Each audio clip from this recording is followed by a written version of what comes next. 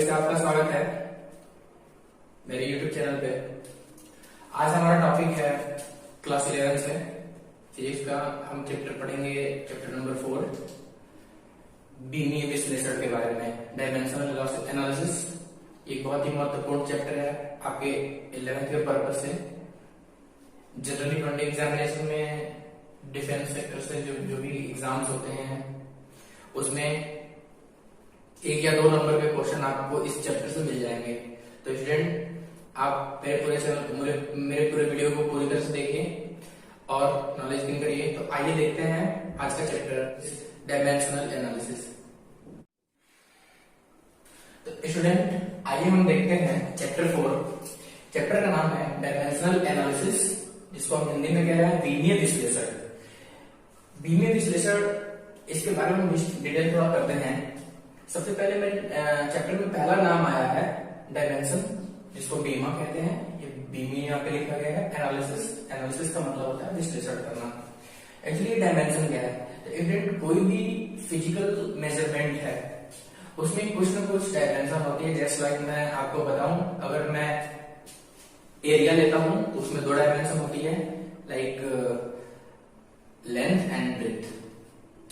अगर हम वॉल्यूम लेते हैं तो लेंथ, ब्रेथ और हाइट, ये 3 डायमेंशन होते हैं।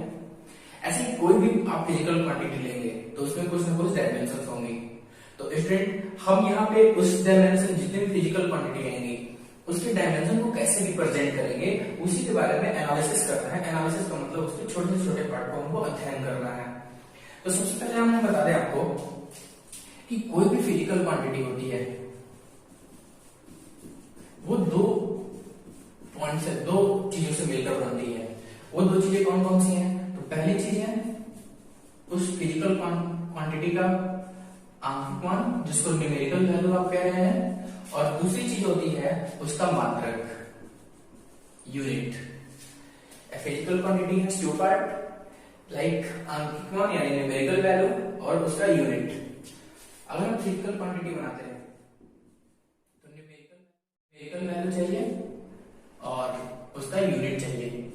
स्टूडेंट, इसमें से कोई भी एक चीज अगर एब्सेंट है तो आप उसको फिजिकल क्वांटिटी नहीं कह सकते हैं।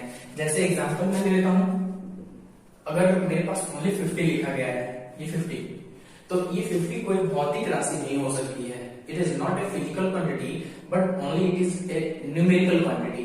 ये न्यूमेरिकल है, ये फिजिकल क्वांटिटी नहीं हो सकती है। ठीक वैसे ही अगर मैं ले लूं केजी, तो अगर केवल केजी लिखा गया है स्टूडेंट, तो ये KG it is not a physical quantity. ये केवल एक यूनिट है जो यह रिप्रेजेंट करता है कि यह किसी चीज का या किसी वस्तु का वेट मेजर करता है। तो केजी केवल लिखा जाएगा, ये किसी फिजिकल क्वांटिटी को नहीं शो करता है, but it is a unit of weight और मास। ये वेट या मास का यूनिट है।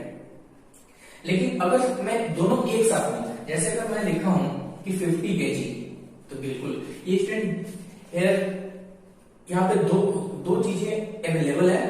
फर्स्ट चीज एक न्यूमेरिकल वैल्यू, न्यूमेरिकल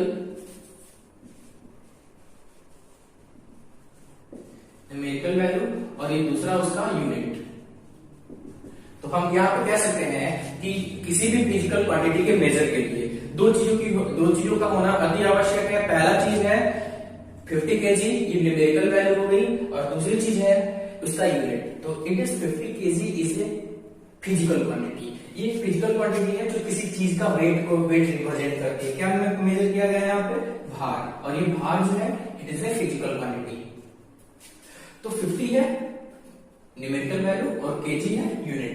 ये क्या रिप्रेजेंट करता है कि जो भार का यूनिट है केजी, ये कितनी बार आया है? 50 बार आया है। किसी ऑब्जेक्ट का जो भार है 50 केजी, उसमें केजी जो है वो 50 टाइम्स लिया गया है उसका यूनिट। तो यूनिट से ही हम बनाएंगे इस चैप्टर का पहला टॉपिक, जिसका नाम है बीमा। तो आइए देखते हैं बीमा क्या होता है। तो स्टूडेंट, हम यहाँ पे डिस्कस करेंगे बीमा के बारे में। एक्चुअली बीमा क्या होती है? तो बीमा जो होती है ये एक पावर होती है, इसको हम डायमेंशन के नाम से जानते हैं। बीमा को यहाँ पे हम लिख लेते हैं डायमेंशन। जो डायमेंशन होती है ये किसी फिजिकल क्वांटिटी में आए हुए मात्रकों को रिप्रेजेंट करती है। अगर हम इसका डिफिनेशन देना चाहें तो बीमा की परिभाषा होती है कि बीमा किसी भौतिक राशि के मात्रकों पर लिया गया वह घात होता है जो यह बताता है कि उस भौतिक राशि में उसका मात्रक कितनी बार सम्मिलित है। स्टूडेंट, इस डेफिनेशन को आप रिवाइज करके फिर से पढ़ सकते हैं। आप यहाँ पे बीमा को रिप्रेजेंट करने के लिए मैंने जो डेफिनेशन बताया है बहुत ही सिंपल, बहुत ही सरल है, आप उसको तैयार कर सकते हैं। जैसे मैं अगर एग्जाम्पल दूं, उससे पहले मैं आपको एक चीज और बताना चाहता हूँ। आपने पिछले क्लास में अगर स्टडी किया होगा, लाइक 9th में आपने स्टडी किया होगा, तो आपने भौतिक राशियों को 2 कैटेगरी में डिवाइड किया होगा, भौतिक राशियां। बट यहाँ पे हम उसको 3 कैटेगरी में डिवाइड करके आपको बताते हैं। पहली क्वांटिटी होती है मूल राशि, दूसरी क्वांटिटी होती है व्युत्पन्न राशि, और तीसरी होती है पूरक राशियां।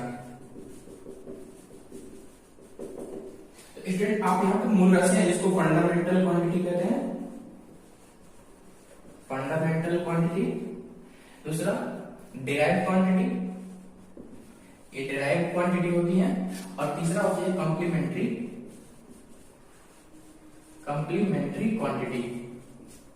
ये 3 फिजिकल क्वांटिटी भौतिक राशियों को 3 कैटेगरी में हम डिवाइड कर देते हैं। तो मूल राशि क्या होती है, you know there are 7 fundamental quantity. कौन कौन सी वो क्वांटिटी है आप बिल्कुल जानते हैं, अगर नहीं जानते हैं तो फिर से जान लीजिए।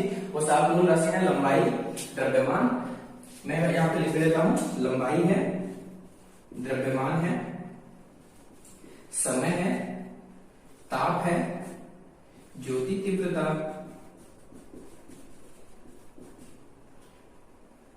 विद्युत धारा, और एक पदार्थ की मात्रा।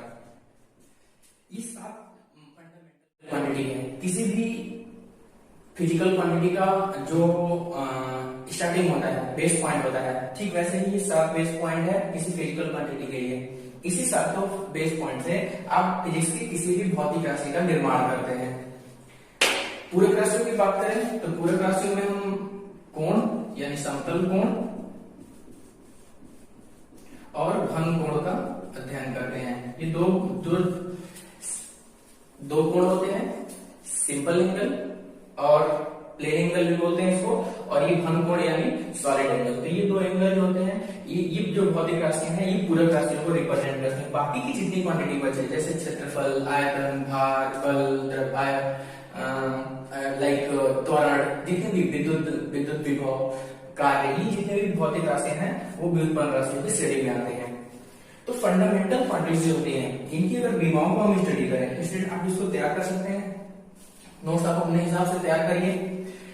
अगर हम इनके फंडामेंटल क्वांटिटी की बात करें बीमा के बारे में, तो बीमा, लंबाई के बीमा को हम L से रिप्रेजेंट करेंगे।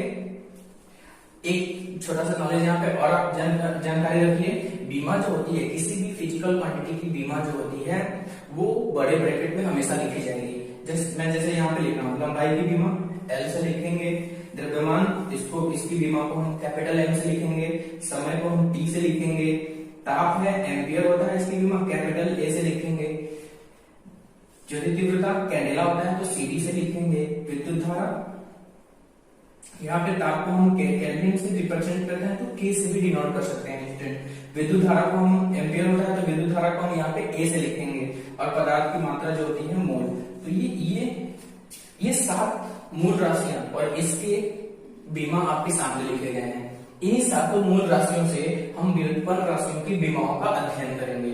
तो जो हमारा इस चैप्टर का मेन पॉइंट है, बीमा हम कैसे फाइंड करते हैं और इसमें बीमा के क्या यूजेस हैं हमारे लाइफ में, आइए देखते हैं। इसके बाद व्युत्पन्न राशियों की बीमा